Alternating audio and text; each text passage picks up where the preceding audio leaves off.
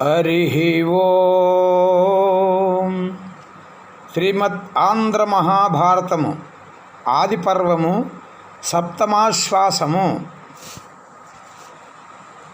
దృష్టద్యుమ్న ద్రౌపదుల ఉత్పత్తి వృత్తాంతము. వైశంపాయనుడు జనమేజయునితో ఈ విధంగా బకాసురుని వధించే వరకు జరిగిన కథను వివరించాడు. ఆ విధంగా పాండవులు బ్రాహ్మణ వేషాలతో ఏకచక్రపురంలో వేదాధ్యయనం చేస్తూ ఒక బ్రాహ్మణుని ఇంట్లో ఉండగా కొద్ది రోజుల తర్వాత ఒక పరాయి వేరే బ్రాహ్మణుడు ద్రుపదరాజు పట్టణం నుండి వచ్చి విశ్రాంతిని కోరినాడు. పాండవులున్న ఇంటి యజమాని అతడిని అభ్యాగత పూజలతో తృప్తిపరిచాడు. ఆ సమయంలో కుంతీదేవి కొడుకులు తాను ప్రీతితో ఆ బ్రాహ్మణుని సేవించి, అయ్యా, మీరు ఎక్కడి నుండి వచ్చారు? ఏ ఏ దేశాలు అందమైనవి? ఆ దేశాల రాజులు గుణవంతులు, గుణాలు ఏ విధంగా ఉంటాయి అని అడగగా ఆ బ్రాహ్మణుడు ఈ విధంగా చెబుతున్నాడు. అలసట చెందకుండా నేను అన్ని దేశాలు చూశాను. ఈ భూమి మీద అందంలో ఆ ద్రుపదరాజు దేశంలో పోల్చటానికి ఇతర దేశాలు ఏవీ పనికిరావు. సద్గుణాలలో ఇతరులు ఎవ్వరూ ఆ ద్రుపదుడిని సరిపోలేరు. అగ్నిగుండం నుండి ఆవిర్భవించింది, మానవకాంతకు జన్మించనిది, అపారమైన పుణ్యంతో కాంతితో గుణంతో కూడుకున్నదైన తన పుత్రిక ద్రౌపదికి వివాహం చేయాలన్న కోరికతో ద్రుపదుడు తగిన రాజకుమారుడు దొరకలేక అందుకే ఆయన స్వయంవరాన్ని ఏర్పాటు చేస్తున్నాడు అని బ్రాహ్మణుడు చెప్పగా కుంతి ధర్మరాజులు ఆశ్చర్యపడి ఆ ద్రౌపది ఏ కారణం చేత మానవకాంతకు జన్మించనిదయింది, ద్రుపదుడు ఆమెను ఏ విధంగా కూతురుగా పొందాడు, ఈ వృత్తాంతం విపులంగా చెప్పండి అని అడగగా ఆ బ్రాహ్మణుడు వాళ్ళతో ఈ విధంగా చెబుతూ ఉన్నాడు. భరద్వాజ మహర్షి కలశం నుండి పుట్టిన పుణ్యాత్ముడైన ద్రోణుడు, వృషతుని పుత్రుడైన ద్రుపదుడు ఒక చోట ఉండి ప్రియ స్నేహితులై వేదాలను చదివారు. తర్వాత ధనుర్వేదాన్ని అగ్నివేశం దగ్గర అభ్యసించారు. ద్రుపదుడు పాంచాల దేశానికి ప్రభువు కాగా ద్రోణుడు సహాయం నిమిత్తం అతని దగ్గరికి వెళ్ళి అవమానం పొందుతాడు. ప్రపంచ ప్రసిద్ధమైన కీర్తిగల ద్రోణుడు హస్తినాపురానికి వచ్చి కురు కుమారులకు అందరికీ శస్త్రవిద్యలో ఎంతో నేర్పరులుగా తీర్చిదిద్దుతాడు. తర్వాత ఈ విధంగా తన వలన విద్య నేర్చుకున్న కురుపాండవ కుమారులను చూచి ద్రోణుడు నన్ను అవమానించిన ద్రుపదుడిని ఓడించి పట్టుకొని రండు, ఇదే నాకు గురుదక్షిణ అని పంపగా సరే అని అందరూ ఆ ద్రుపదుని మీదకి దండెత్తిపోయి ఓడిపోతారు. అప్పుడు అర్జునుడు ద్రుపదితో మహాయుద్ధం చేసి అతని పట్టుకొని వచ్చి ద్రోణునికి అప్పచెప్తాడు. అప్పుడు ద్రోణుడు దొప్పిపడుపు మాటలతో, ఓహో, ద్రుపద మహారాజుల వారా అని అవమానించి, భయపడవద్దు, పొమ్మని ద్రుపదుని విడిచిపెడతాడు. ద్రుపదుడు ఆ విధంగా విడువబడి ఆ అవమానంతో బాధపడి మిక్కిలి కోపించి యుద్ధరంగంలో ద్రోణుని చంపగల పుత్రుడిని, అర్జునునికి భార్య కాగల పుత్రికను పొందాలని ద్రుపదుడు బ్రహ్మజ్ఞాన సంపన్నుడైన బ్రాహ్మణుడున్న ప్రదేశాలకు వెళ్ళి ప్రతిదినం బ్రాహ్మణ సేవ చేయసాగాడు. అతడు ఒకనాడు గంగా తీరంలో వానప్రస్థాశ్ర జీవితం గడుపుతున్న యాజ ఉపయాజ అనే ఇద్దరిని సోదరులను చూశాడు. వాళ్ళు కాశ్యప గోత్రులు. సర్వదా వ్రతాచరణంలో మిక్కిలి ఆసక్తి కలవాళ్ళు, సద్బ్రాహ్మణులు.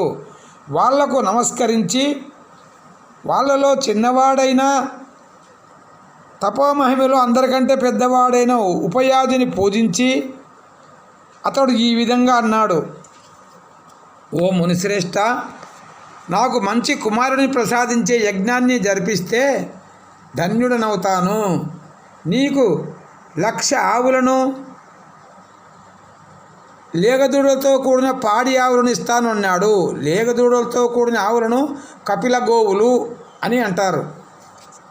ఆ విధంగా ద్రుపదుడు పలకగా ఉపయాదుడు, నేను అట్లాంటి ఫలాన్ని ఆశించనయ్యా, ఎవరైనా ప్రతిఫలం ఆశించే వాళ్ళుంటే అక్కడికి వెళ్ళుము అన్నాడు ఉపయాజుడు.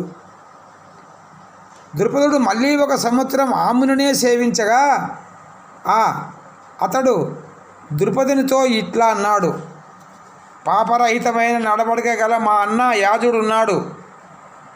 యాజుడు సర్వాన్ని ఒకటిగా గుర్తిస్తాడు. అడవిలో వెళ్తూ ఒకనాడు ఇది శుభ్రమైనది కాదని తెలియని నేల మీద పడిన ఒక పండును చూసి దాన్ని తీసుకుంటాడు. అనగా ఎటువంటి దానినైనా ఆశించేవాడు, ఫలాన్ని కోరేవాడు దానికి సంబంధించిన దోషాలను లెక్క పెట్టడు. అందువలన ఆ మునిశ్రేష్ఠుడు నీవు కోరిన దాన్ని చేస్తాడు, వెళ్ళుమని చెప్పగా ద్రుపదుడు యాజుని వద్దకు వెళ్ళాడు. అతడు వేదాధ్యాయం మొదలైన పంచమహాయజ్ఞాలు చేసేవాడు. పైరు కోసిన తర్వాత మల్లలో అంటే పొలంలో జారిపడిన వెన్నులు, గింజలను మొదలంటివి ఏరుకొని జీవనోపాయం చేత బిచ్చమెత్తి సంపాదించిన దాని చేత కుటుంబ భారాన్ని వహిస్తూ భయంకరమైన తపస్సు చేస్తూ ఉన్నాడు. అతడిని చూచి ద్రుపదుడు నమస్కరించి ఈ విధంగా అన్నాడు: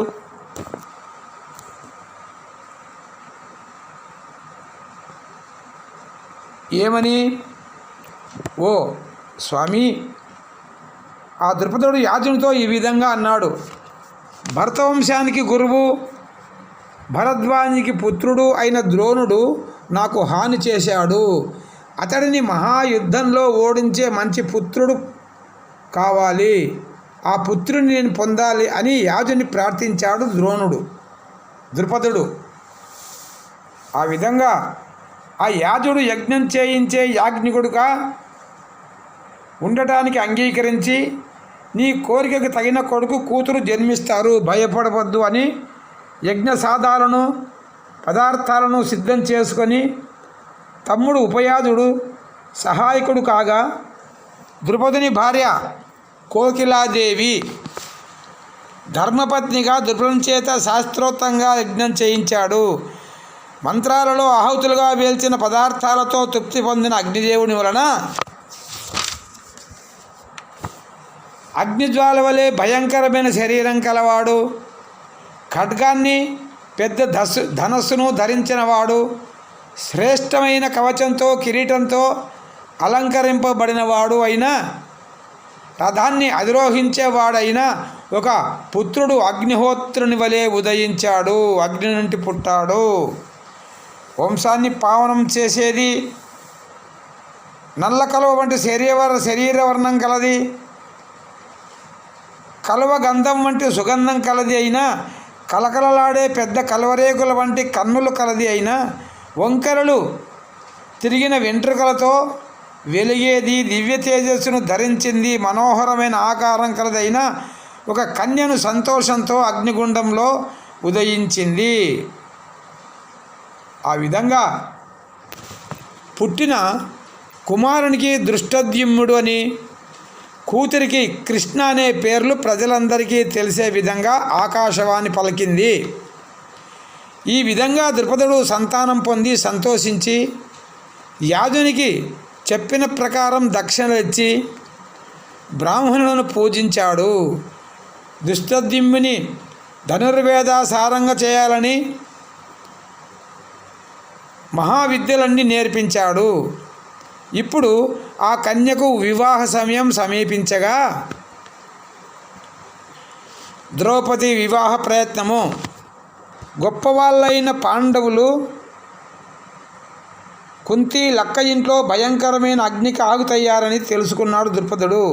అసలు ద్రుపదుడు తన కూతురిని అర్జునునికి ఇవ్వాలని అనుకున్నాడు. అయితే ఈ విధంగా పాండవులు లక్క ఇంట్లో ఆహుతైనారని తెలుసుకొని బంధువుల మంత్రుల పురోహితులను రావించి ఈ విధంగా అన్నాడు. ద్రుపదుడు అధిక దుఃఖం చేత ఈ విధంగా అన్నాడు. ఇంద్రునితో సమానుడు, నల్ల కలువ వలె నల్లని అందమైన శరీరం కలవాడు, ఇంద్రుని కుమారుడు అయిన అర్జునునికి ప్రేమతో కృష్ణుని భార్యగా ఇవ్వాలని ఉండగా బ్రహ్మదేవుడు ఈ విధంగా చెరుపు చేయడం న్యాయమా? ఆ మహాయజ్ఞంలో పుట్టిన ద్రౌపదిని ఏ విధంగా ఇతరులకు ఇవ్వగలను అని ద్రుపదుడు దుఃఖంతో మునిగిపోయాడు. అప్పుడు అతని పురోహితుడు ఒకడు ఈ విధంగా అన్నాడు. ఓ రాజా, ఆ పాండవులను గురించి అనేక విధాలైన శుభశకునాలు నిపుణంగా చూచాను.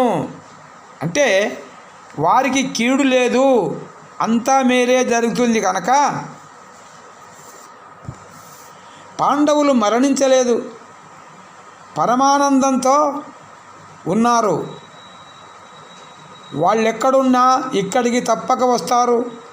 నీవు నిర్మలమైన మనసుతో ఈ పట్టణంలో స్వయంవరాన్ని చాటించడాన్ని ఆజ్ఞాపించుము అన్నాడు.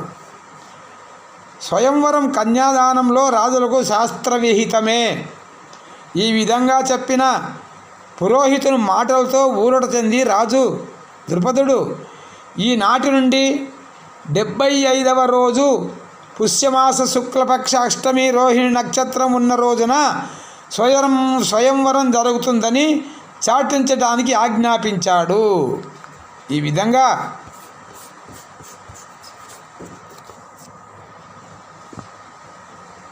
ఎక్కుపెట్టడానికి లాగటానికి కానీ ఎక్కుపెట్టడానికి కానీ ఎంతో సాధ్యం కాని ఒక బలమైన ధనస్సును రూపొందించి దూరంగా ఆకాశంలో తిరిగే ప్రకాశవంతమైన బంగారు మక్ష యంత్రాన్ని రూపొందించాడు. భూమి మీద ఉన్న రాజులంతా ఒకరికొకరు ముందు వెళ్ళాలని పోటీ పడుతూ ద్రుపదిని కాంపిల్య నగరానికి వెళుతున్నారని ఆ బ్రాహ్మణ శ్రేష్ఠుడు ద్రుపది కథనంతా చెప్పాడు. ఈ విధంగా విన్న పాండవులు ఈ వృత్తాంతాన్ని విని కాంపిల్య నగరానికి పోవాలనే అభిప్రాయంతో ఉండగా దానిని గ్రహించి కుంతీదేవి వాళ్ళతో ఈ విధంగా అన్నది. పాండవులు పాంచాలపురమునకు బయలుదేరుట. ఏకచక్రపురంలోని ఈ బ్రాహ్మణుని ఇంట్లో చాలా ఎక్కువ కాలం ఎట్లాగో ఉన్నాం. ఇక్కడ ఎంతకాలం ఉన్నా మనకు కలిగే లాభం ఏముంది? అంతేకాక ఎప్పుడు ఇతడింట్లో ఉండటం కూడా ఉచితం కాదు. దక్షిణ పాంచాల దేశం ఎంతో అందమైనదని, పాంచాలాన్ని పాలించే రాజు మిక్కిలి ధర్మబుద్ధి కలవాడని విన్నాము. అంతేకాక పాంచాల నగరానికి వెళుదామని కుంతిదేవి అనగానే కొడుకులంతా సరే అని మీరు చెప్పినట్లే చేస్తామని ఒప్పుకొని తామున్న ఇంటి బ్రాహ్మణునికి చెప్పి అతని దగ్గర సెలవు తీసుకొని పాండవులు ద్రుపదరాజు పురానికి ప్రయాణమవుట, మధ్యలో వ్యాస మహర్షిని దర్శించుట, పెద్ద సరస్సులు, భయంకరమైన పర్వతాలను, నదులను దాటడానికి చాలా కష్టమైన అడవులను దాటి పుణ్యాత్ములైన పాండవులు నిరంతర ప్రయాణం చేస్తూ పరాశర పుత్రుడైన వ్యాస మహర్షిని దర్శించారు. పాండవులు వ్యాస మహర్షిని చూసి ఆశ్చర్యపడి ఆయనకు నమస్కరించగా ఆ మునీంద్రుడు కరుణారసంతో నిండిన హృదయంతో వాళ్ళను చూచి ఈ విధంగా అన్నాడు. ధర్మరాజు ఎక్కడ ఉంటే అక్కడ ధర్మం ఉంటుంది. అయినప్పటికీ మీరు ధర్మమే ప్రధానంగా నిర్మలమైన మనసుతో నియమితులై ఉండి మెలగండి అని వేదవ్యాసుల వారు ఒక పూర్వజన్మ కథను చెబుతూ ఉన్నాడు. ఒక మునికన్య తన పూర్వజన్మ కర్మవశాత్తు భర్తను పొందలేక దురదృష్టరాలై కఠోరమైన తపస్సు చేయగా ఆమెకు శివుడు ప్రత్యక్షమై వరం కోరుకోమన్నాడు. అప్పుడు ఆమె సంతోషంతో పతిదానమిమ్మని 5 సార్లు అడిగింది. అంటే పతిదానమిమ్ము పతిదానమిమ్ము పతిదానమిమ్మని 5 సార్లు వరుసగా అడిగింది. శివుడు దయతో అట్లయితే నీకు మరుసటి జన్మంలో భర్తలు 5గురు అవుతారు, ఇది నా సత్యమని వరమిచ్చాడు శివుడు. ఆ కన్య ఇప్పుడు కృష్ణ అనే పేరుతో పాంచాల రాజు కూతురుగా పుట్టి పెరుగుతూ ఉన్నది. ద్రుపదుడు ఆమె స్వయంవరాన్ని ఈరోజు జరుపుతున్నాడు అని చెప్పాడు వ్యాసుడు. మీరు ద్రుపదుని పురానికి వెళ్ళి అక్కడ మీకు మేలు జరుగుతుంది అని చెప్పగా వ్యాసుడు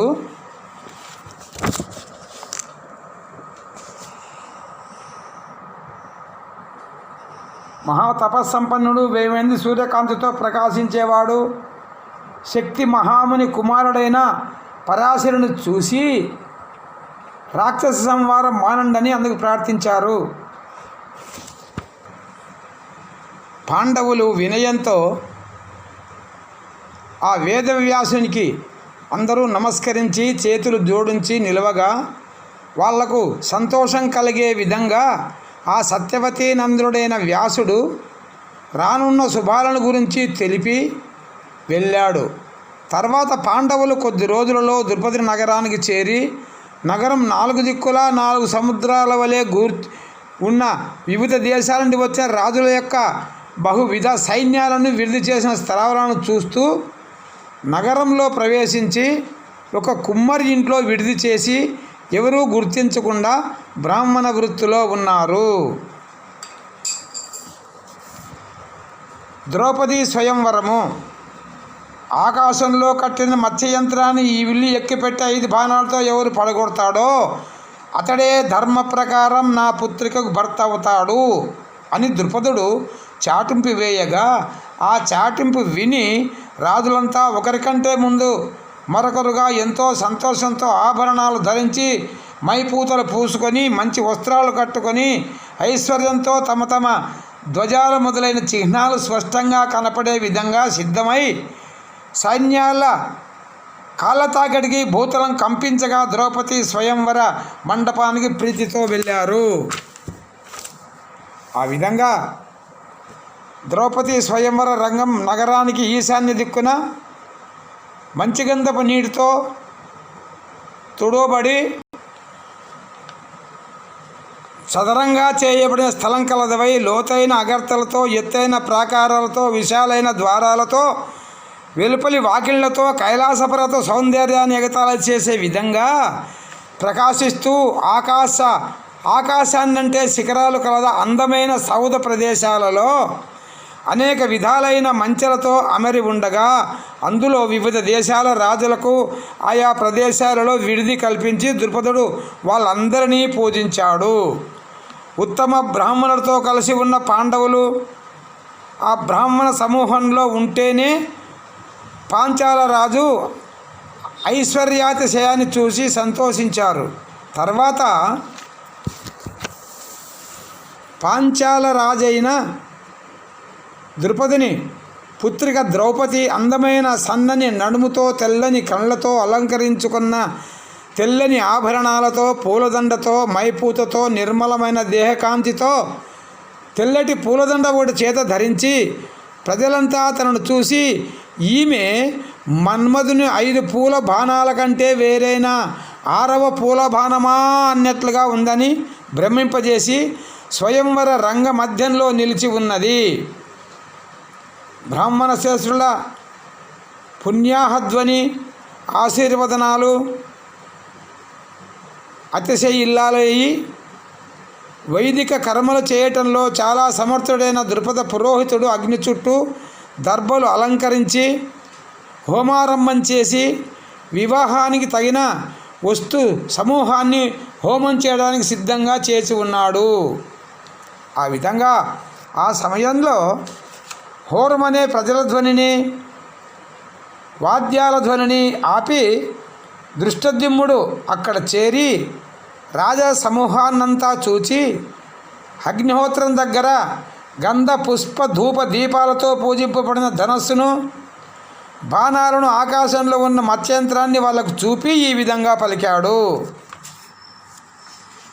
ఈ విల్లు ఎక్కుపెట్టి 5 బాణాలతో ఈ యంత్రంలోని మత్స్యాన్ని కొట్టిన వాడే ఈ కన్యకు తగిన మన్మథ కుమారుడైతాడు, భర్తతో సమానమవుతాడు. ఈ మత్స్యయంత్రం మునిశక్తితో పొందిన విద్య కనుక ఇప్పుడు మీరు ప్రయత్నించండి. విలువిద్యలో గొప్ప సామర్థ్యం, బలం కల వాళ్ళు చక్కని కీర్తిని, కళ్యాణాన్ని పొందటానికి ఇదే సరైన సమయము అన్నాడు. ఆ విధంగా ధృష్టద్యుమ్నుడు అక్కడ చేరిన రాజపుత్రులకందరికీ తెలియజెప్పాడు. ద్రౌపదిని చూచి, సమస్త భూమండలంలో కల రాజకుమారులంతా నీ స్వయంవరానికి వచ్చినారు. వీళ్ళను చూడమని దుర్యోధనుడు, దుశ్శాసనుడు మొదలైన ధృతరాష్ట్ర కుమారుడు 100 ఆ సమీపంలోనే ఉన్న కర్ణుడు, అశ్వత్థామ, సోమదత్తులను, కొడుకులతో సోదరులతో కూడి ఉన్న శల్య, విరాటాదులను, అక్రూరుడు, సారణుడు, సాత్వకి మొదలైన యదువృష్టి, భోజ, అధిక వంశశ్రేష్ఠులను, సుమిత్రుడు, సుకుమారుడు మొదలైన వివిధ దేశాల రాజులను, వేదధ్వనితో ప్రకాశిస్తున్న బ్రాహ్మణ సమూహాన్ని చూసి, గంధం వంటి మంచి మైపూతలు మొదలైన వాటి సువాసనలతో కూడిన మంచి గాలి స్వయంవర రంగం మధ్యంలో ఉన్న జనులకు తృప్తి కలిగించే విధంగా వీచింది. దట్టమైన బూడిదనడం నిప్పుకణాల వలె బ్రాహ్మణ శ్రేష్ఠుల మధ్య పాండవులు 5 స్పష్టంగా ఎవరికీ తెలియకుండా ఉండడం చూచి ఆ యాదవ శ్రేష్ఠుడైన శ్రీకృష్ణుడు సంతోషంతో వాళ్ళను గుర్తించి, అర్జునుడు ఈ ద్రౌపదిని చేపట్టగలడని మనసులో అనుకున్నాడు. అంటే కృష్ణ భగవానుడు కూడా స్వయంవరానికి వచ్చినాడన్నమాట. ఆ తర్వాత ఆ రాజకుమారుడు ద్రౌపది నుంచి మన్మథ బాణ పీడితులై తమ పరాక్రమాన్ని అంచనా వేసుకోలేక ఆశతో ఆ విలుని ఎక్కపట్టడానికి పోయి, రాకుమారులు కొందరు వేగంగా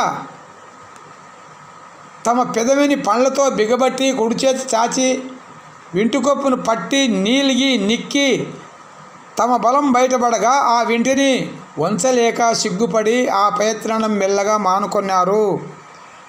బలవంతుల బలం అణిగే విధంగా దానిని వంచక మ్రానులలో పెద్ద మ్రాను వలె ఉన్న ఆ మాయాధనస్సును ఈ విధంగా చేస్తే ఎవరు ఎక్కపెట్టగలరు అని కొందరు రాకుమారు దాని దగ్గరే పోలేదు.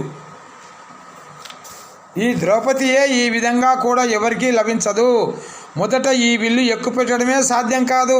ఎక్కుపెట్టిన కూడా ఆకాశంలోని ఆ మంచయంత్రాన్ని ఛేదించడం బ్రాహ్మణాదులకైనా అలివి కాదు అని ఆలోచించి కొందరు రాజులు గర్వం వదిలి తమ ఊరి దాటి వెళ్ళారు. అర్జునుడు మత్స్యయంత్రాన్ని ఛేదించుట. ఈ విధంగా రాకుమారులందరూ ఆ ధనస్సును ఎక్కుపెట్టలేక వెనుదిరిగిపోయారు. యదువృష్టి భోజాంధకులు శ్రీకృష్ణుని అభిప్రాయాన్ని అనుసరించి ధనస్సును ఎక్కుపెట్టే ప్రయత్నమే చేయలేదు. శిశుపాల, జరాసంధ, శల్య, కర్ణులు గర్వితులై తమ బలాలు వెల్లడి కాగా క్రమంగా మినపగింజ, యవగింజ, పెసరగింజ, వెండ్రుక అంత మాత్రం తక్కువగా అల్లెతాటిని వంచి కూడా ఎక్కుపెట్టలేకపోయారు. ఆ ధనస్సును ఎక్కుపెట్టలేక బలం చెడి సోలిపోయారు. వాళ్ళను చూసి అర్జునుడు తన అన్న ధర్మరాజు అనుమతిని పొంది బ్రాహ్మణ సభ నుండి వెలువడి ధనస్సు దగ్గరికి వెళ్ళగా అతని ఉత్సాహానికి ఆశ్చర్యపడి కొందరు బ్రాహ్మణులు తమలో ఈ విధంగా అనుకున్నారు, ఈ మహారాజులు దృఢాలైనవి, పొడవైనవి, బాహుల పరాక్రమంతో ఏమాత్రం తక్కువ కాని బలం కలవాళ్ళు, వాళ్ళే ఈ విల్లుని ఎక్కుపెట్టి కొట్టలేకపోయారు. ఇప్పుడితడు అనుచితమైన గర్వంతో తమ శక్తి ఎంతో తెలుసుకోలేక అవివేకైన అయిన ఈ బ్రాహ్మణ వంశం కల వాళ్ళంతా నవ్వుల పాలు చేయటానికి పూనుకున్నాడు ఈ బ్రాహ్మణుడు అనుకుంటున్నారు అందరూ అని పలుకుతూ ఉండగా అందులో కొందరు ఇతడు గొప్పవాడు, వీళ్ళకంటే విలువిద్యలో నేర్పరి కలవాడై ఈ పనికి పూనుకున్నాడు, కానీ సామాన్యుడు ఈ విధంగా పూనుకోగలడా? ఈయన దగ్గర ఏదో మహత్యం ఉందని కొందరు ఎదురు చూస్తూ ఉన్నారు. అపరిమితమైన ఉత్సాహం కలవాడు, దీర్ఘమైన ఇనుప గడియల వంటి బాహులు కలవాడు, మిక్కిలి తేజస్సు కలవాడు, శ్రేష్టము నిర్మలము అయిన నడవడిక కలవాడు, బ్రాహ్మణ భక్తి కలవాడు అయిన ఈ బ్రాహ్మణుల అనుగ్రహం చేత బ్రాహ్మణులందరికీ సంతోషం కలిగించే విధంగా కార్యసిద్ధి పొందుగాక అని బ్రాహ్మణులు సంతోషించి ఈ విధంగా ఆశీర్వదించారు. దయతో ఇట్లన్నారు. తర్వాత అర్జునుడు ఆ ధనుసు దగ్గరికి వచ్చి గురువులను స్మరించుకొని నమస్కారం చేసి ధనస్సుకు ప్రదక్షిణ నమస్కారాలు చేసి దాన్ని ఎత్తుకొని అలవాటైన ధనస్సును సంధించినట్లుగా సులభంగా సంధించి ప్రజలంతా ఆశ్చర్యపడుతుండగా 5 బాణాలతో ఆ మత్స్యయంత్రాన్ని ఒక్క క్షణంలోనే పడగొట్టాడు. అది చూసి బ్రాహ్మణులు, క్షత్రియులు మొదలైన జనులంతా ఆశ్చర్యపరచలయ్యారు. బ్రాహ్మణులు ఫలాలను, గాలిని వీటిని భక్షించడం చేత, పుణ్యవ్రతాలు చేయడం చేత చూడడానికి బలహీన దేహం కలవాళ్ళే అగుపిస్తారే కానీ అపార తపోబల సంపన్నం చేత వాళ్ళు మహాబలవంతులు. అటువంటి మహనీయులకు ఎక్కడా అసాధ్యం కానిది ఏదీ లేదు. సమస్త చరాచర లోకాలలో సద్బ్రాహ్మణులే గొప్పవాళ్ళు కదా. క్షణకాలంలోనే ఈ విధంగా అనాయాసంగా మత్స్యయంత్రాన్ని కొట్టడం మానవులకు సాధ్యమవుతుందా?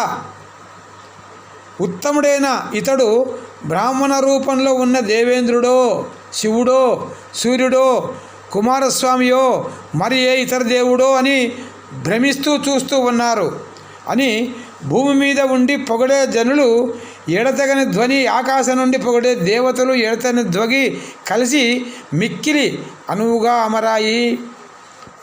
అప్పుడు దేవతల భేరీ ధ్వనులు మ్రోగాయి. బ్రాహ్మణోత్తములు తమ ఉత్తరీయాల నుండి పదే వీచుతూ పెద్దగా కేకలు వేశారు. అర్జునుడి మీద పూలవాన అందంగా కురిసింది. ఆ సమయంలో ధర్మరాజు, నకుల సహదేవులు వెంటరాగా తమ ఇంటికి వెళ్ళిపోయాడు. ఇక్కడ దృష్టద్యుమ్నునితో కూడి ద్రుపదుడు గొప్ప సేనతో అర్జునునికి సహాయకుడిగా వెళ్ళాడు. అప్పుడు రాజులందరినీ ఎందుకు రప్పించాడు ఈ ద్రుపదుడు? చుట్టం వల్లే ఇందరికీ ముందుగా ఎందుకు సన్మానం చేశాడు? ఈ మహావీరులంతా ఉండగా ఈనాడు ఇక్కడ ఒక బ్రాహ్మణుడికి కన్యను ఎందుకు ఇచ్చాడు? ద్రుపదుడు మోసగాడు. ఇప్పుడే యుద్ధంలో ఇతని బలాన్ని అణచివేద్దామని దుర్యోధనుడు ఈ విధంగా పలకగా, కొందరు ఈ బ్రాహ్మణుడు తన విద్యాబలంతో ద్రౌపదిని పొందినాడు, ఇతని తప్పు ఏమున్నది? ద్రుపదుడు దుర్మార్గుడు. అతడు గర్వంతో రాజులను ఏమాత్రం లెక్క పెట్టడం లేదు. ఏ తప్పు చేసినా బ్రాహ్మణుడు చంపదగిన వాడు కాదు. మన రాజ్యం సంపద బ్రాహ్మణుల కొరికే కనుక ఈ బ్రాహ్మణునితో మనకేం పని అని ద్రుపదుడి మీదికి ఆ రాజులందరూ, కౌరవులందరూ కలిసి దండెత్తి రాగా అతడు మిక్కిలి భయపడి బ్రాహ్మణుల చాటుకు చేరాడు. ఈ విధంగా శరణు కోరి వచ్చిన ద్రుపదునికి అభయమిచ్చి బ్రాహ్మణులు తమ దండాలను, జింక చర్మాలను ఎత్తుకొని శత్రుసేనల మీది వీచుతుండగా వారిని చూచి నవ్వుతూ అర్జునుడు ఈ విధంగా పలికాడు. ఓ బ్రాహ్మణులారా, మీరు పక్కకు తొలగి చూస్తూ ఉండండి. నా అస్త్రాలనే గొప్ప మంత్రాలతో ఇప్పుడు ఈ ద్రుపదుని శత్రువులనే పెద్ద విషసర్పాల గర్మను అణచివేస్తాను అని అర్జునుడు ఆ విధంగా పలికి తాను భీమసేనుడు పూనుకొని శత్రు సైన్యం మీద లెక్క చేయనని బాణాలు వేశారు. భీమసేనుడు ఒక పెద్ద చెట్టును పెకలించుకొని దండాయుధాన్ని ధరించే యమధర్మరాజు వలె అర్జునుడికి సహాయుడిగా నిలిచి, అప్పుడు వాళ్ళిద్దరూ మహావిజృంభణ చూసి కృష్ణుడు ఆశ్చర్యపడి బలరాంతో ఈ విధంగా అన్నాడు.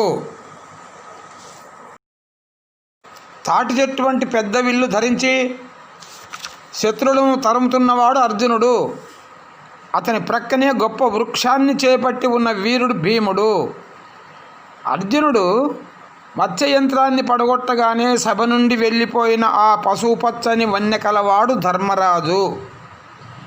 అతని వెంట వెళ్ళిన సూర్య సమాన తేజులైన ఇద్దరు నకుల సహదేవులు అని శ్రీకృష్ణుడు చెప్పగా, బలరాముడు వీరు లక్క ఇంటిలో నిప్పు మంటల నుండి ఏ విధంగా తప్పించుకున్నారు, ఏ విధంగా బ్రతికారు, ఈ ఐదుగురిని చూశాము, ఇది ఎంత సుదినం అని బలరాముడు సంతోషించాడు.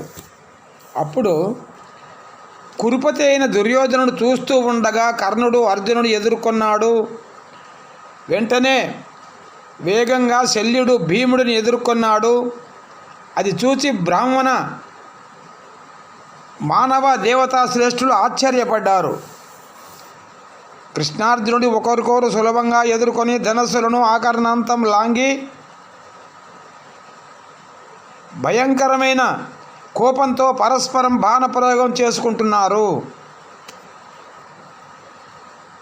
వాళ్ళ బాణ సమూహంతో భూమి ఆకాశం నిండిపోయాయి, దిక్కులు పగిలిపోయాయి.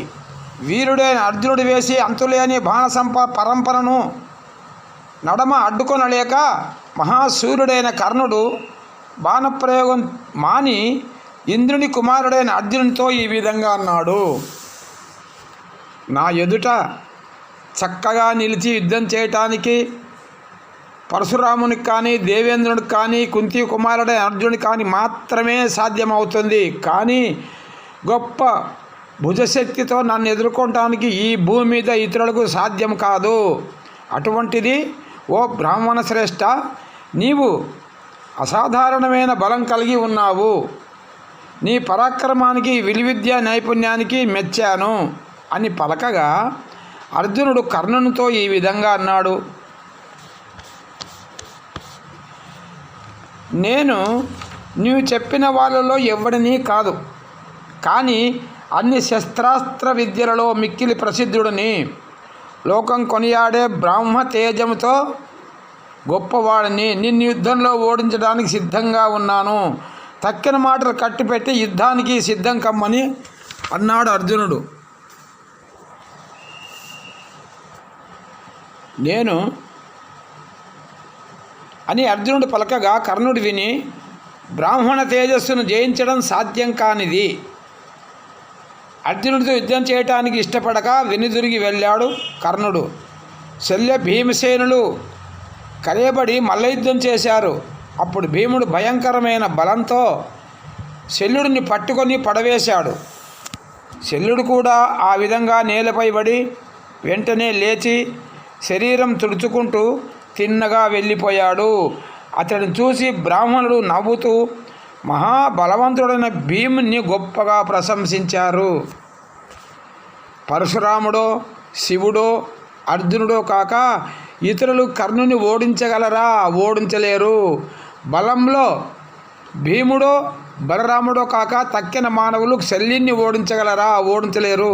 వీళ్ళెవరో కాబట్టి వీళ్ళెవరో ఎక్కడ ఉంటారో తెలుసుకొనాలి అని దుర్యోధనుడు మొదలైన రాకుమారులంతా ఆశ్చర్యంతో ఉండగా వాళ్ళను చూచి కృష్ణుడు ఈ విధంగా అన్నాడు. ఇతరులు చేయడానికి సాధ్యం కాని గొప్ప పని చేసి ఈ బ్రాహ్మణ శ్రేష్ఠుడు ఆ స్వయంవరంలో పద్మాల వంటి కన్నులు గల ద్రౌపదిని ధర్మ మార్గంలో భార్యగా పొందాడు. ఈ సాటిలేని పరాక్రమశాలిని జయించడం ఇక ఎవరికీ సాధ్యం కాదు. వద్దు, వాళ్ళెవరో తెలుసుకునే ప్రయత్నం మానండి అని కృష్ణుడు ఆ రాకుమారులందరినీ ఆపగా వాళ్ళు తమ తమ దేశాలకు తిరిగి వెళ్ళిపోయారు. అప్పుడు భీమార్జునులు బ్రాహ్మణులు చుట్టూ గుమికూడి రాగా ద్రౌపదిని తమతో తీసుకొని ఇంటికి తిరిగి వచ్చేటప్పుడు కుంతీదేవి ఇక్కడ కొడుకులు స్వయంవరోత్సవానికి చూడబోయి చాలాసేపు అయింది, ఇంకా తిరిగి రాక ఎందుకు ఆలస్యం చేశారో, విసుగులేని వైరం పూరిన పాప స్వభావులైన కౌరవులు వీరిని గుర్తించి ఆ సందడిలో చంపివేశారేమో. విలాసంగా అక్కడికి 5గురిని ఒకేసారి ఎందుకు వెళ్ళారు? అవ్యయుడైన వేదవ్యాసుని మాటలు సత్యం కాకుండా ఉంటుందా? దేవతలారా, బ్రాహ్మణోత్తములారా, మీరే నాకు దిక్కు, వేరే మార్గమేది లేదు. నన్ను రక్షించండి, నా కుమారును దయతో కాపాడండి అని కుంతి విచారించి దుఃఖిస్తూ ఉండగా అర్జునుడు ద్రౌపదిని తెచ్చి తల్లికి నివేదించుట. అటువంటి సమయంలో ధర్మరాజు, నకుల సహదేవులు తల్లి దగ్గరికి ముందుగానే వచ్చి ఉండగా తర్వాత భీమార్జునులు ద్రౌపదితో కూడి వచ్చి నమస్కరించి మేమొక భిక్ష తెచ్చాము అని తల్లికి నివేదించారు. ఆమె ఆ భిక్షను గూర్చి తెలియక ఎప్పటివంటి దానిగానే భావించి సంతసించి దానిని మీరు 5గురు ఉపయోగించుకోండి అని కొడుకులను ఆజ్ఞాపించింది. అయితే ముల్లోకాల రాజ్యలక్ష్మిలే ఉన్న ఆ కన్యను ద్రౌపదిని చూసి సిగ్గుపడి అధర్మానికి భయపడి ధర్మరాజుతో ఈ విధంగా పలికింది.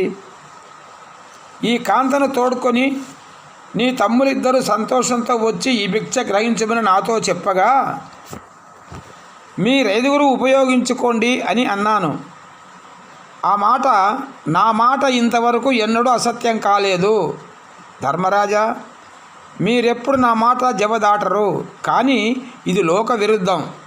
ఏం చేద్దాం అని చింతతో కలత చెందిన తల్లిని ఓదార్చి ధర్మరాజు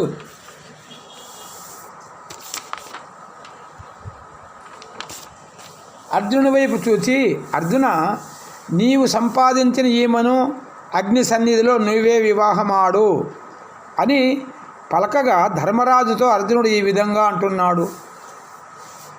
అన్నయ్య, పెద్దవాడు ఉండగా చిన్నవాడికి పెళ్లి కావటం ధర్మ విరుద్ధం.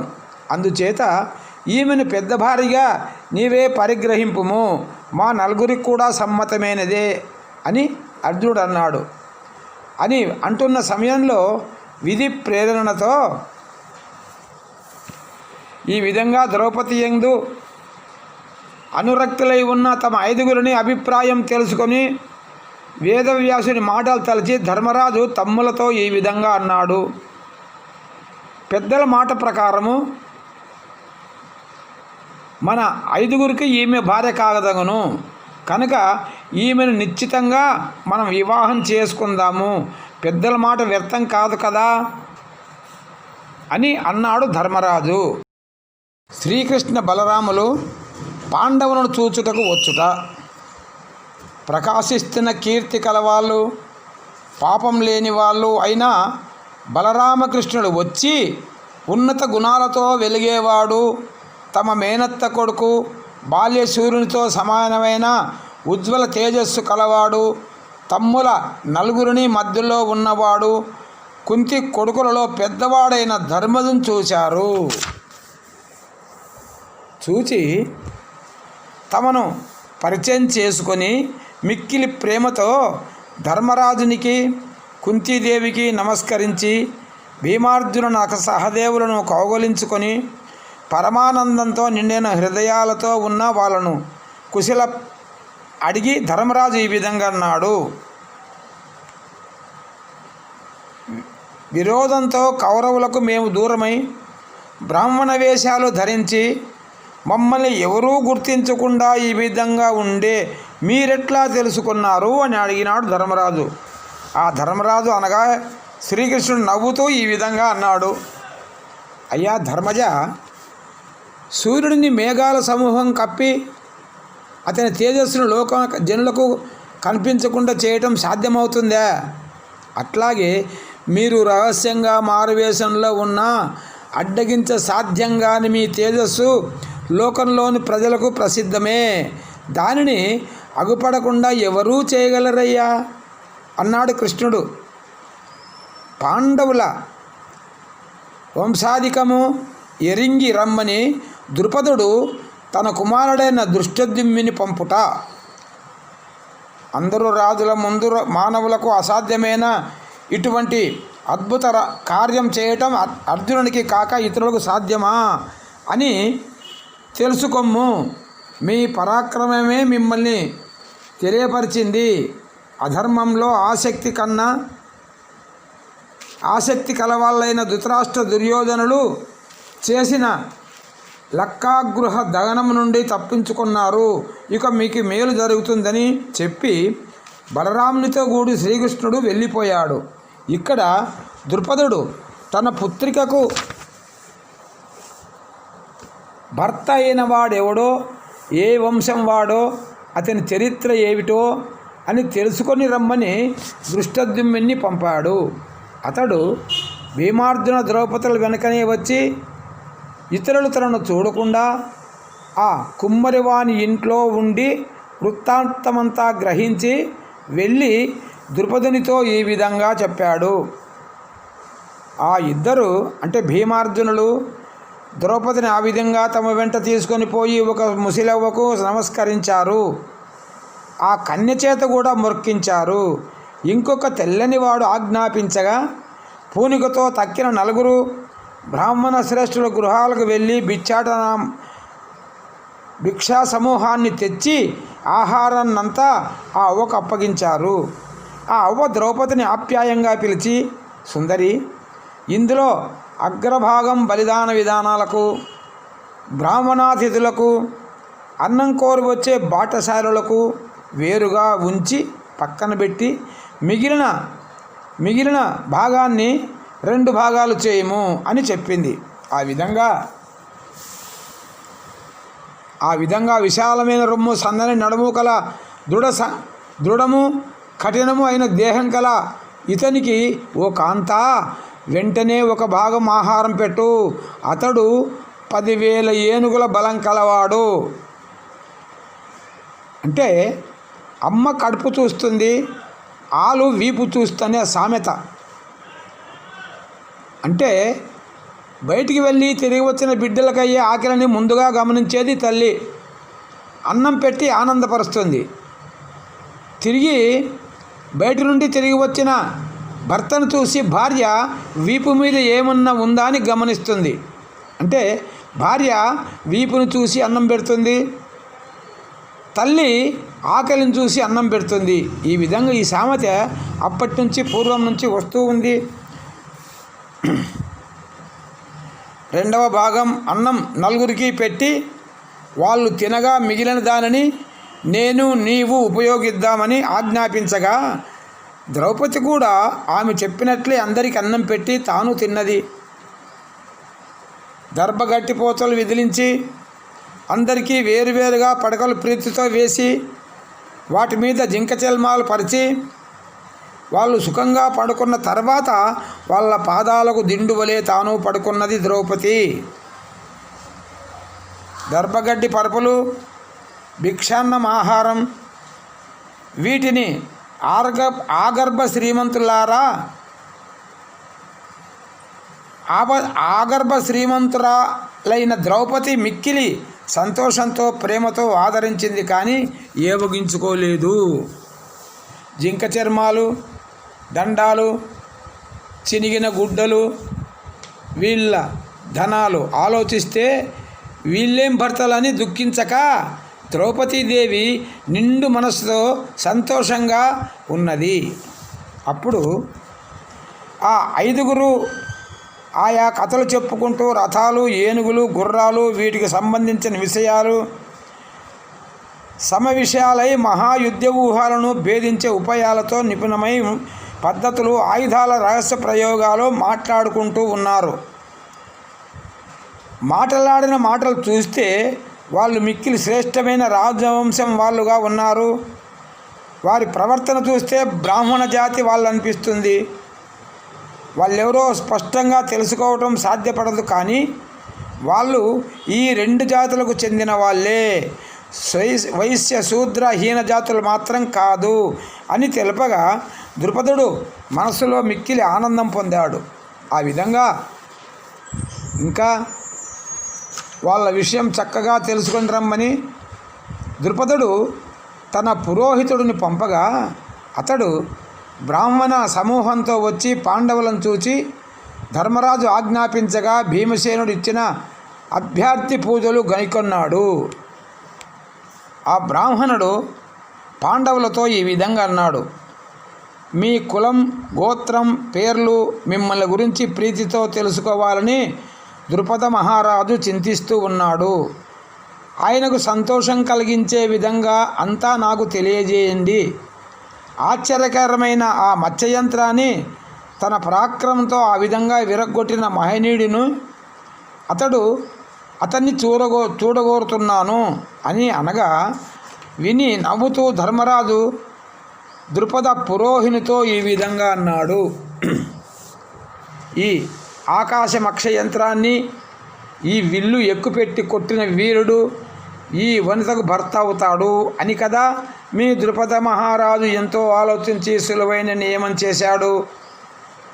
అతడు చెప్పినట్లే మక్షయంత్రాన్ని పడగొట్టి ఇతడి కన్యను రాజులందరి సమక్షంలో పొందాడు. ఇక మీ రాజు మమ్మల్ని తెలుసుకోవటం ఎందుకు, తెలుసుకొని ఏం చేస్తాడు అన్నాడు ధర్మజుడు. ఆ విల్లుని ఎక్కిపెట్టి లాగటం బలహీనుడైన వానికి సాధ్యమవుతుందా? కాదు. కులహీనుడికి అస్త్రవిద్య నేర్వలేని వాడికి ఆ లక్ష్యాన్ని అనాయాసంగా కొట్టడం సాధ్యం కాదు. కావున పాండవులు ద్రుపద మహారాజు గృహానికి ఎగుట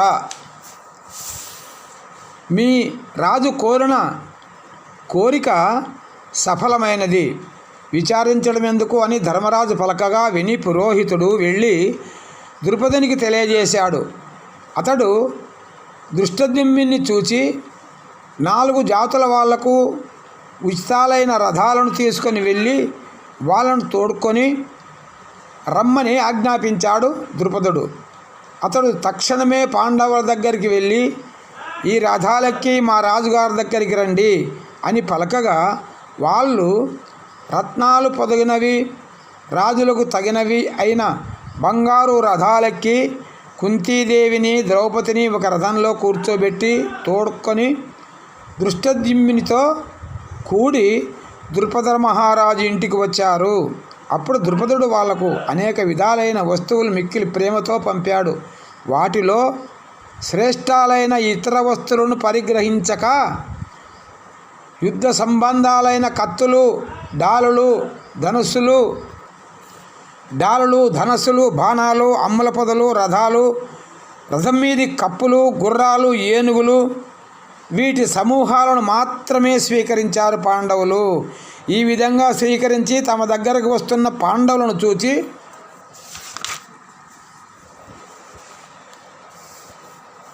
జింక చర్మం ఉత్తరీయంగా కలవాళ్ళు, అత్యధికమైన తేజస్సు కలవాళ్ళు, ఉదయించిన సూర్యుడితో సమానులైన వాళ్ళు, మోకాలి వరకు వ్రేలాడే ఇనుప గడియల వంటి చేతులు గలవాళ్ళు, మిక్కిలి ఎత్తైన భుజ శిరోజాలు కలవాళ్ళు, అతి విశాలమైన వక్షస్థలం కలవాళ్ళు, ఎడతగని వ్యాయామంతో గట్టిపడి కఠినమైన అవయవాలు కలవాళ్ళు, భరతవంశరాజులు ఘనులు అయిన పాండురాజు కుమారులను చూసి వాళ్ళు అత్యుత్త సుక్షత్రియ వంశశ్రేష్ఠులను తెలుసుకొని పుత్రులతో, తమ్ములతో, మిత్రులతో, మంత్రులతో, బంధువులతో, మహావిద్వాంసులైన బ్రాహ్మణ సమూహంతో కలిసి ద్రుపదుడు మిక్కిలి సంతోషించాడు. అంతేకాక తన దగ్గరికి వచ్చి జంకులేక క్షత్రియులకు తగిన ఉన్నతాశాలపై కూర్చున్న పాండవులను రాజపుత్రులుగా తెలుసుకున్నప్పటికీ సందేహం తీర్చుకోవాలని ద్రుపదుడు ధర్మరాజుతో ఈ విధంగా అన్నాడు: అయ్యా, మీరు క్షత్రియులా, బ్రాహ్మణులా, మాయావులైన తిరుగుతున్న మంత్రసిద్ధులా, లేక ద్రౌపదిని వివాహమాడడానికి దేవలోకం నుండి దిగివచ్చిన దేవతలా?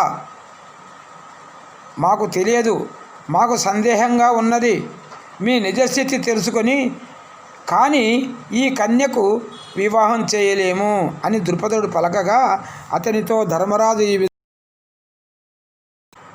ద్రుపద మహారాజుకు చెబుతూ ఉన్నాడు: మేము క్షత్రియులము, పాండురాజు పేపుత్రులం, నేను పెద్దవాడను. లోకం కొనియాడే భీమార్జున నకల సహదేవులైన వీళ్ళు 4 నిర్మలమైన నడవడిక కలవాళ్ళు, ఎక్కడైనా ఎప్పుడైనా శత్రువులను జయించగలవాళ్ళు.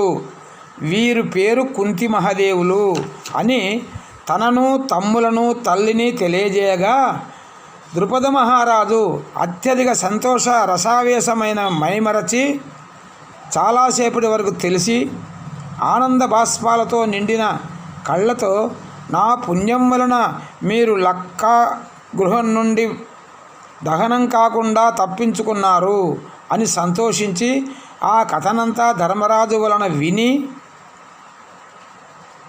ధృతరాష్ట్ర దుర్యోధనను నిందించి ఇంపైన మాటలతో ఇష్టమైన సన్మానాలతో వాళ్ళను పూజించాడు. తర్వాత ఒకరోజు పుత్రులతో మిత్రులతో మంత్రులతో బంధువులతో బ్రాహ్మణులతో కూడి ద్రుపదుడు సుఖాసీనులే ఉన్న పాండవులతో ఈ విధంగా అన్నాడు. ఇంద్రుని కుమారుడు, జన్మించిన వంశానికి తగినవాడు, విచిత్ర వీరిని మనవడు, మంచి నడవడిక కలవాడైన ఈ అర్జునుడు నా కుమార్తెకు భర్త అయ్యాడు. నా భాగ్యమే భాగ్యము అని సంతోషించాడు ద్రుపదుడు. స్వయంవరంలో లభించిన ఈ కన్యను అర్జునుడు ధర్మ పద్ధతులు వివాహం చేసుకుంటాడు అని ద్రుపదుడు పలకగా ధర్మరాజు ఈ విధంగా అన్నాడు. అది ఎలా వీలవుతుంది? నేను పెండ్లాడిన తర్వాత భీమసేనుడు పెండ్లాడతాడు, ఆ తర్వాత అర్జునుడు, ముందుగానే అర్జునుడు పెండ్లాడడం ఎట్లా జరుగుతుంది? అనగా ద్రుపదుడు ధర్మరాజుతో ఈ విధంగా అన్నాడు. అట్లయితే ఓ రాజా, నీ ఇష్టప్రకారం ఈ కన్యను నీవే వివాహం చేసుకోము, ధర్మ మార్గం ఎవరు తప్పరాదు కదా అని ద్రుపదుడు చెప్పగా ధర్మరాజు అతనితో ఈ విధంగా అన్నాడు. నేనే కాదు, ఈ కన్యను మేము 5గురం వివాహం చేసుకుంటాము, ఇదే మా తల్లి ఆజ్ఞ, అది మాకు దాటరానిది అనగా విని ద్రుపదుడు ఆశ్చర్యపడి ఇట్లా అన్నాడు. ఒక్క మగవాడికి పెక్కు మంది భార్యలు ఉండడం సహజం, ఎక్కడైనా ఉన్నది. కానీ పెక్కు మంది మగవాళ్ళకి ఒకటే భార్య కావడం ఏ యుగంలోనూ లేదు, ఏ కథలోనూ ఎవరి వలన విని ఎరగం. కావున నీవు లోక సంబంధమైన వేద సంబంధమైన ధర్మ స్వరూపం తెలిసినవాడవు, ధర్ముని కుమారుడవు. నీ మాటలు ధర్మ విరుద్ధాలకు అనటానికి వెనుకాడుతాము. అయినా ఇది లోకంలో ముందెన్నడూ విననట్టిది. దీనిని గురించి నీవు, నేను, కుంతీదేవి, దృష్టద్యుమ్నుడు మరింత ఆలోచించి రేపు నిర్ణయిద్దామని అంటాడు ద్రుపదుడు. కోరుకున్న కార్యం నెరవేరడం ఎట్లా అని ద్రుపద మహారాజు ధర్మరాజులు సందేహపడుతూ ఉండగా వాళ్ళ సందేహాన్ని నివారించుటకై వ్యాస మహాముని సూర్య తేజస్సును అనచే తన తేజస్సుతో దిక్కులన్నీ వెలుగుతుండగా అక్కడికి వచ్చాడు. అక్కడికి వచ్చి ఈ విధంగా వచ్చిన వేదవ్యాసునికి కుంతీదేవి, పాండవులు, ద్రుపదుడు మిక్కిలి భక్తి శ్రద్ధలతో నమస్కరించారు. బంగారుతో మనులతో చేసిన ఎత్తైన ఆసనం మీద మహామునును కూర్చుండబెట్టారు. అర్ఘ్యపాద్యాలు ఇచ్చి పూజించారు. ఆ మహాముని వాళ్ళను కుశలం అడిగి మనస్సుకు హాయి కలిగించే సత్య సంభాషణ అనే అమృతరస ప్రవాహ సమూహంతో అందరూ పరమానంద హృదయమయ్యేటట్లు చేశాడు. అప్పుడు ద్రుపదుడు తన కరకమలాలను జోడించి వ్యాసునితో ఈ విధంగా అన్నాడు. లోకమంతా మెచ్చుకోదగిన మాట కలవాడు, లోక గురుడు అయిన ఈ ధర్మరాజు మేము 5గురము ద్రౌపదిని వివాహం చేసుకుంటామని అంటున్నాడు. మీకు తెలియని లోకాచారం లేదు. పూర్వం గతించిన మహాత్ములు, ధీరవంతులు ఎవరైనా పెద్దల సమ్మతితో ఇట్లా చేసిన వారు ఉన్నారా అని అడిగాడు. ఓ దివ్యమునింద్ర, నిర్మలమైన బుద్ధి కలవాడా, ధర్మాధర్మ నిర్ణయం చేయటము ఇతరులకి ఎవరికి సాధ్యం కాదు. ధర్మ సంకరం ఏర్పడకుండా మీరే దీనిని ఆలోచించండి అని అన్నాడు. అనగా ద్రుపద మహారాజుతో వ్యాసుడు ధర్మరాజు ఎదుట ఈ విధంగా పలికాడు. నవ్వులాటకైనా నా మాట అసత్యంలో, నా మనస్సు అధర్మంలో ఎన్నడూ తగులుకొనదు. ధర్మం ఆ విధంగానే ఉన్నది. అందువలన పద్మాల వంటి కన్నులు కల ద్రౌపదిని ఇవ్వదగను ఇవ్వకూడదు అని ఆలోచించడం మానుకొని బాధపడకుండా 5కి ఇచ్చి వివాహం జరిపించము అన్నాడు. అంతేగాక పూర్వం గౌతమ ముని వంశంలో పుట్టిన ఇటిల అనే ఋషి కూతురు, అంటే ఆమె పేరు ఇటిల, తన తపప్రభావం చేత 7 గురు ఋషులను ఒక్కతే భార్యగా అయింది. ఇంకోటి దాక్షాయిని అనే మునికన్యక ఒకే పేరుతో వ్రతం చేతను అనబడే 10 మందికి భార్య అయిందని కథలలో వినబడుతూ ఉన్నది కదా. అంతేకాక గురువులలో తల్లి ఉత్తమ గురువు. అటువంటి తల్లి మాటను బ్రహ్మ చేసిన పనిని మార్పు చేయటం ఎవరికీ సాధ్యం కాదు అని ధర్మజుడు పలకగా అందరితో ద్రుపదరాజులు ఈ విధంగా అన్నాడు. ధర్మ సూక్ష్మాన్ని నిర్ణయించడం మనకు సాధ్యం కాదు. ముల్లోకాలచే నమస్కరించదగినవాడు, 3 కాలాలలో ప్రవర్తిల్లే విజ్ఞానానికి నిధి అయిన వేదవ్యాసుడు ఆలోచించి ఏది ఆజ్ఞాపిస్తే అదే ఇప్పుడు చేయదగింది అని పలకగా విని ఆ మునిశ్రేష్ఠుడు ద్రుపద మహారాజుతో ఈ విధంగా అన్నాడు. ఈ ధర్మరాజు ధర్మతత్వం తెలిసినవాడు. ధర్మ మార్గం తప్పి ఎందుకు మాట్లాడతాడయ్యా? దేవతామూర్తి అయిన ఈ కుంతీదేవి తెలియక ఎందుకు అసత్యం పలుకుతుంది? వీళ్ళ మాటలు దేవతల అభిప్రాయం ఒకటే. అందువలన వేరే ఆలోచన మాని ఈ 5గురికి నీ కుమార్తెనిచ్చి వివాహం చెయ్యి.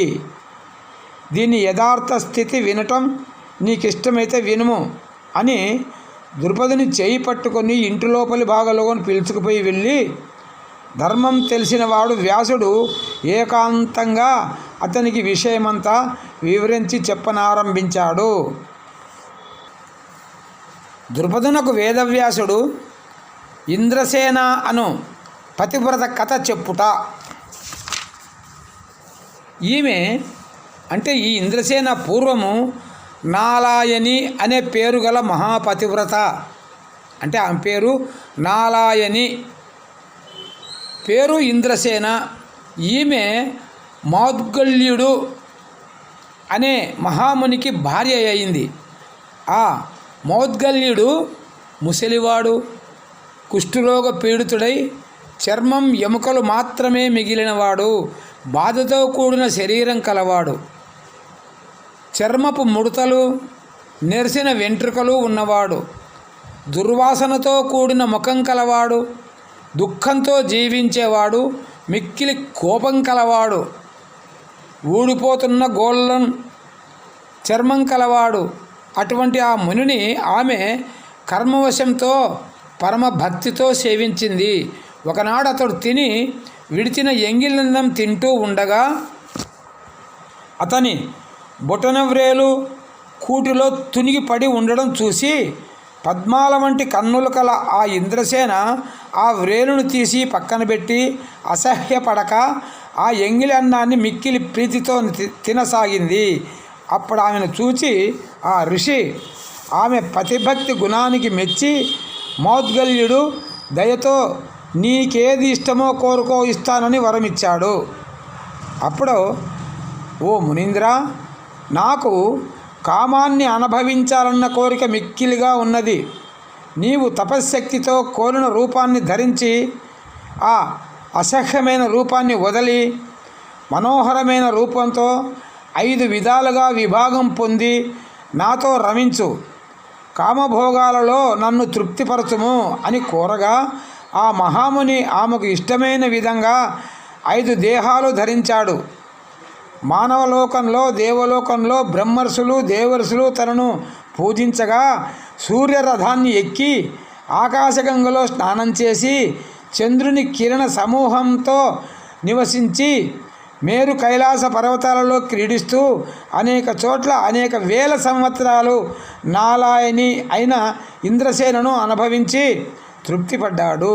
తర్వాత ఆమెను విడిచి గొప్ప తపస్సు చేసి బ్రహ్మత్వాన్ని పొంది బ్రహ్మలోకానికి వెళ్ళాడు. కానీ ఆమె ఆ కామభోగాలతో తృప్తిపడక కాలవశాన శరీరం వదిలి కాశూరాజు అనే రాజర్షికి పుత్రికగా జన్మించింది.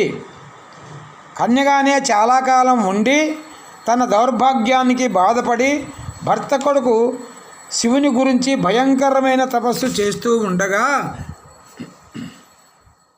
ఆమె దగ్గరకు యముడు, వాయువు, ఇంద్రుడు, అశ్వని దేవతలు సంతోషంతో వేరువేరుగా వచ్చి జన్మాంతరంలో తమ తమ అంశాలతో పుట్టిన వాళ్లకు అధిక సౌందర్యంతో నీవు వారికి భార్య కావాలని కోరారు. తర్వాత ఆమె కొంతకాలం నీరు, గాలి ఆహారంగా చేసుకొని, కొంతకాలం ఆహారమే లేకుండా, కొంతకాలం ఒకే పాదం మీద నిలిచి, కొంతకాలం 5 అగ్నుల మధ్యలో ఉండి మహాభయంకరమైన తపస్సు చేసింది. ఈశ్వరుడు ప్రత్యక్షమై వరం కోరుకోమనగా ఆ కన్యక నాకు పతిదానం ఇమ్మని బలమైన కోరికతో 5 సార్లు అడిగింది. ఈశ్వరుడు కరుణించి నీకు మరొక జన్మలో 5గురు భర్తలు అవుతారని అనగా ఆమె ఈ విధంగా అన్నది. స్త్రీకి భర్త ఒక్కడే కాను పెక్కుమంది భర్తలు కావడం కథలలో ఎక్కడైనా ఉన్నదా పరమేశ్వర? ఇటువంటి లోక విరుద్ధమైన వరం పొందడానికి నేను ఇష్టపడను. అప్పుడు నల్ల కలువల రేగుల వంటి కనుగల ఓ కన్యక, నా మాటల వలన నీకు 5గురు భర్తలలో ధర్మం తప్పకుండా ఉంటుంది. అందువల్లనే నీ దయతో నేను నీకు వరం ఇస్తున్నాను. నీకు వరం ఇస్తున్నాను అని పలుకుతాడు శివుడు. అని పలకగా ఆమె అట్లయితే ఆ 5గురు భర్తలలో ఒక్కరొక్కరితో కలయిక ఉన్నప్పటికీ నాకు కన్యాత్వం, పతిసేవా భాగ్యం, కామాన్ని అనుభవించాలనే కోరిక, ముత్తైదుతనం అనుగ్రహించవలసింది అని శివుణ్ణి కోరగా శివుడు ఆమె కోరిన వరాలన్నీ ఇచ్చి గంగా తీరంలో ఉన్న ఇంద్రుని నా దగ్గరికి తోడుకొని రమ్మని పంపాడు. ఆమె సరే అని అక్కడి నుంచి బయలుదేరింది. పద్మాల వంటి కన్నులు గల ఆ కాశీరాజు కూతురు శివునికి ప్రదక్షిణ చేసి నమస్కరించి వెంటనే గంగా తీరానికి వెళ్ళి ఇంద్రుని రాకకై ఎదురు చూస్తూ ఉండింది. అక్కడ యముడు నైమిషారణ్యంలో సత్రయాగం దీక్ష వహించి ప్రాణిహింస మానివేయటం వలన మానవులు మరణం లేని వాళ్ళై జీవించసాగారు. అంటే దానిని ఓర్వలేక ఇంద్రుడు మొదలైన దేవతలంతా బ్రహ్మదేవుని దగ్గరికి వెళ్ళి మహాముని మృతి చెందే మానవులు మృతి లేని వాళ్ళయి జీవిస్తే వాళ్లకు మాకు భేదమేమిటి అని దుఃఖించగా వాళ్ళతో బ్రహ్మ ఈ విధంగా అన్నాడు. ఆ యముని మీ తేజస్సు ధరించి సూర్యునంతటి తేజస్సు కలవాళ్ళయి 5గురు యముడు చేసే పనికి సాధనంగా జన్మిస్తారు అని బ్రహ్మదేవుడు పలకగా దేవతలంతా వెనుదిరిగి దేవేంద్రుడి ముందు నడవగా గంగానది తీరం దగ్గరికి వెళ్ళారు. ఆ సమయంలో ఆ నీటి మధ్యలో ఒక కన్య ఏడుస్తూ ఉండగా ఆమె కన్నీళ్లు బంగారు తామర పువ్వులు కావడం చూసి దేవతలు, ఇంద్రుడు ఆశ్చర్యపడ్డారు. ఆ కన్య దగ్గరికి వెళ్ళి ఎందుకు ఏడుస్తున్నావమ్మా, ఏ ప్రదేశానికి చెందిందని నువ్వు అని అడగగా ఆమె ఇంద్రునితో ఇట్లా పలికింది. దేవేంద్ర, నా దుఃఖాన్ని గురించి నన్ను గురించి తెలుసుకోవాలనుకుంటే నా వెంట రమ్ము అని ఆ కన్య చెప్పగా దేవేంద్రుడు ఆమెను అనుసరించి వెళ్ళాడు. ఈ విధంగా ఆ కన్యక వెంట వెళుతూ దేవేంద్రుడు ఎదుట హిమాలయ పర్వత గుహల్లో నిర్మింపబడిన రత్నపు టరుగు మీద సింహాసనపై కూర్చొని యువకుని రూపంలో ఒక యువతితో జూదమాడుతున్న పరమేశ్వరుని చూసి అతడిని సాధారణ యువకుని వలె భావించి దేవేంద్రుడు మిక్కిలి కోపించి ఈ విధంగా అన్నాడు. అంతులేని స్థావర జంగమాలతో నిండిన ఈ బ్రహ్మాండమంతా నాది. ఈ 3 లోకాలు నా చేతి వజ్రాయుధంతో పాలింపబడుతూ ఉన్నాయి. నేను దేవేంద్రుడిని, ఇటువంటి నన్ను లెక్క చేయకుండా గర్వించి నా ఎదుట విలాసంగా దూదమారటం, పెద్ద సింహాసనం ఎక్కడం నీకు తగుతుందా అని కోపించాడు అని దేవేంద్రుడు పలకగా శివుడు కూడా కోపించి భయంకరమైన ఆకారంతో అతడిని చూచి నా ఆటలోని ఆనందాన్ని ఆటంకం కనబడితే ఈ పొగరుబోతును పట్టి తిండని ఆ కన్యను ఒంటరిగా పంపగా అప్పుడు ఆమె చేతి స్పర్శతో చేష్ట లేని వాడై నేల మీద పడిన ఇంద్రునితో శివుడు ఈ విధంగా అంటున్నాడు: గర్వంతో మాట్లాడావు, నీ గర్వం బాహుబలం వెల్లడి అయ్యేటట్లు ఈ పర్వత రంధ్రాన్ని తెరిచి విరుపుము చూద్దామని శివుడు పలకగా దేవేంద్రుడు శివుని మాట ప్రకారం దేవేంద్రుడు ఆ పర్వత రంధ్రాన్ని 2 చేతులతో పట్టుకొని సూర్యుని కిరణాలు 2 పాయలై ఉన్నట్లుగా ఆ రంధ్రంలో తన వలె గొప్ప శరీరం కలవాళ్ళు మరో 4 వెలుగుతుండను చూసి నేనెందుకు 5 విధాలుగా అయ్యానని ఆశ్చర్యపడగా శివుడు వెంటనే ఆ ఇంద్రునితో ఈ విధంగా చెప్తూ ఉన్నాడు: ఈ 5గురిని దేవతలు మేలుకోరి మానవ స్త్రీ యందు మహానుభావులుగా జన్మించండి అని ఆజ్ఞాపించాడు శివుడు. ఆ 5గురు ఇంద్రులు ఎవరెవరంటే యముడు, వాయుదేవుడు, ఇంద్రుడు, అశ్వని దేవతలు. ఆధారకర్తలుగా ధర్మజ, భీమార్జున, నకసహదేవులు అనే పేర్లతో జన్మించారు. బ్రహ్మాది దేవతలంతా ప్రార్థించగా విష్ణుమూర్తి యొక్క తెల్లని నల్లని వెంట్రుకల జంట దేవతల మేలు కొరకు బలరామకృష్ణులుగా అవతరించారు. వారిలో కృష్ణుడు ఆ 5గురికి వాళ్ళ పనులలో సాయం చేసేవాడయ్యాడు. ఆ 5గురు ఇంద్రులకు ఒకే భార్యగా తపస్సు చేసి లక్ష్మీ స్వరూపురాలైన యజ్ఞసేని అంటే ద్రౌపది యజ్ఞవేదిలో జన్మించింది. నీకు నమ్మకం లేకుంటే వీళ్ళ పూర్వదేహాలు చూడు అని వ్యాసుడు ద్రుపదునికి దివ్యదృష్టి ప్రసాదించాడు. ఆ విధంగా దివ్యదృష్టితో ద్రుపద మహారాజు అందమైన రత్నకాంతి సమూహాల వలచే మిక్కిలి విచిత్రమైన రంగులు కల కిరీటాలను, దండల భారాలతో లెస్సగా ప్రకాశించే సూర్యుని వంటి అగ్ని వంటి రూపాలతో, బంగారు సంధ్య కడియాల వంటి ఆభరణాలతో ఒప్పుతూ తాటి చెట్టంత పొడవైన వాళ్ళ దేహాలను 5 ద్రుపదుడు చూశాడు యోగ దృష్టితో. అంతేగాక సమస్త సౌందర్య రూపం దాల్చినదై ఆ 5గురికి భార్య కావటానికి తపస్సు చేసిన ఆ కన్య యొక్క మొదటి దేహాన్ని చూసి ఆశ్చర్యపడి ద్రుపదుడు సంతోషించి ఉన్న ఆయనతో మరలా వ్యాసుడు ఈ విధంగా పలికాడు: పూర్వము నితంతుడని రాజర్షి కుమారులు శాల్వేయ, శూరసేన, శృతసేన, బిందుసార, అతిసారుల 5గురు అంతులేని బలపరాక్రమాలు కలవాళ్ళయి వాళ్ళు పరస్పరం ప్రేమ వినయం కలిగి మహాప్రసిద్ధులై పెరుగుతూ ఔసీవరతి పుత్రికను స్వయంవరంలో పొంది వివాహమాడతారు. అధిక కాంతి విలాసాలు అనే అంతులేని సంపదలతో ప్రకాశించే ఆ అజితయందు పుణ్యాత్ములైన నితంతుని కుమారుల 5గురు మంచి వంశం వృద్ధి పొందేటట్లుగా విడివిడిగా సంతానాన్ని పొందుతారు. పూర్వపు మహాత్ములతో కూడా ఇటువంటి చరిత్రలున్నాయి. కావున ఓ ద్రుపద మహారాజా, ఈ పాండవుల 5గురికి ద్రౌపదినిచ్చి వివాహం చేయమని వేదవ్యాసుల వారు ద్రుపదునికి ఆజ్ఞాపించి వెళ్ళిపోతాడు. ద్రౌపది వివాహ మహోత్సవం. ఈరోజు పుణ్యదినం. చంద్రుడు ప్రేమతో రోహిణీ నక్షత్రాన్ని కూడి ఉన్నాడు. మంత్రయుక్తంగా మీరు 5గురు సంతోషంగా ద్రౌపదిని వరుసగా వివాహం చేసుకోండి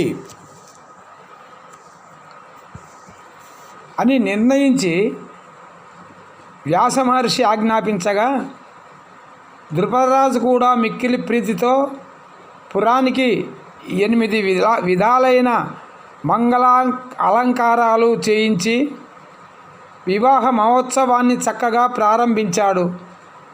అప్పుడు ఎడతెగని పోక అరటి స్తంభాలతో నిండుగా ధరించిన కొత్త మామిడి, రావి చివుళ్ల దండలతో అలంకరింపబడిన లోపలి వెలుపలి ద్వారాలతోనూ, మంచిగంధపు నీటితో చక్కగా తుడవబడిన ముంగిళ్ళలో ముగ్గులు వేచేయబడిన పచ్చ కర్పూరాల ముత్యాల సమూహాలతోనూ, వివాహ మహోత్సవం కొరకు కావించుకున్న మంగళ అలంకారాలు కల వేశ్యలు చేస్తున్న నాట్యాలతోనూ, నియమిత కార్యాలతో వివాహ మహోత్సవం చూడడానికి వచ్చిన పెక్కుమంది రాజులతో, మిత్రులతో, బంధువులతో, బ్రాహ్మణులతో క్రిక్కిరిసి శోభిల్లుతున్న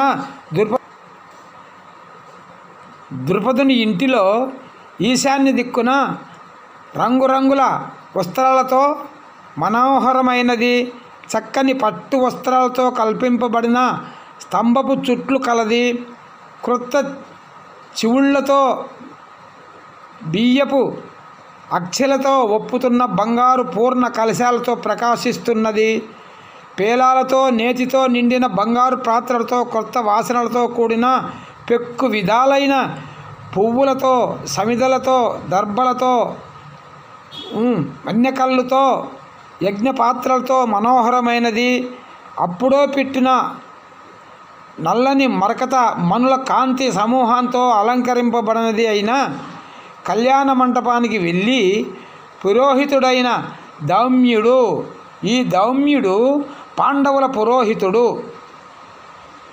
పెక్కుమంది పండిత బ్రాహ్మణ సమూహంతో మిక్కిలి పుణ్యాత్ములు, మంగళ స్నానం చేసిన వాళ్ళు, తగిన వేషం ప్రసిద్ధమైన రత్నాభరణాలు ధరించిన వాళ్ళు, కురువంశ శ్రేష్ఠులైన పాండవులు 5 వచ్చారు. అప్పుడు నిండు చంద్రుని పోలిన ముఖం కలది, మిక్కిలి నేర్పరులైన ముత్తైదువుల చేత అలంకరింపబడినది, కమలాల వంటి కన్నులు కలది అయిన ద్రౌపది అందమైన స్త్రీలు 1000 మందితో కలిసి వచ్చి పెక్కుమంది బ్రాహ్మణ శ్రేష్ఠులు పుణ్యావాహ ధ్వని, మంగళగీతాలు, మధురధ్వని, పిల్లన గ్రోవుల, వీణల, వివిధ వాయిద్యాల ధ్వని మహావైభవంతో దిక్కులు వ్యాపించాయి. పండితులకు ఇష్టమైన వాడు పురోహితుడు అయిన దౌమ్యుడు వివాహ సమయంలో చేయవలసిన మంత్రపూర్వకాలైన ఆహుతులను విస్తరిల్లి ప్రదక్షిణంగా చుట్టూ తిరిగి ఉండే మంటపాలను అగ్నిహోత్రంతో దహనమయ్యేటట్లు చేశాడు. ఈ విధంగా ఆహుతి చేసి మొదట ధర్మరాజుకి ద్రౌపదినిచ్చి వివాహం చేయించాడు. 5 వివాహం చేసుకున్న కన్యాత్వం చెడకుండా ఈశ్వరుని వలన పూర్వం వరం పొందిన ద్రౌపది మళ్ళీ కన్యాత్వం పొందగా ఆమెను వరుసగా భీమార్జునుల నకల సహదేవులకిచ్చి వివాహం చేయించాడు. అప్పుడు జనుల ఆశీర్వాద ధ్వని, ఆకాశంలో మ్రోగే దేవతల భేరుల ధ్వని, మంచి వాసన కల మంద మారుతంతో పరిమళించే పూలవాన మిక్కిలి సంతోషంతో అతిశయించాయి. విద్యలలో ఆ విధంగా పాండవ ద్రౌపదిల వివాహం జరిగిపోయిందని వైశంపాయనుడు జనమేజయునికి చెప్పాడు. ఇది సత్కవుల ప్రశంసలు అందుకున్న నన్నయ్య భట్టు రచించిన శ్రీ మహాభారతంలో మొదలైన ఆది పర్వంలో దృష్టద్యుమ్న ద్రౌపదుల జన్మను గురించి చెప్పటం, వేదవ్యాస మహామునీంద్రులను దర్శించడం, ద్రౌపది స్వయంవరం, పంచేంద్రోపాఖ్యానము, ద్రౌపది వివాహము అనే అంశాలు కల 7వ ఆశ్వాసం సమాప్తము. ఆది పర్వంలో 7వ ఆశ్వాసం సమాప్తము.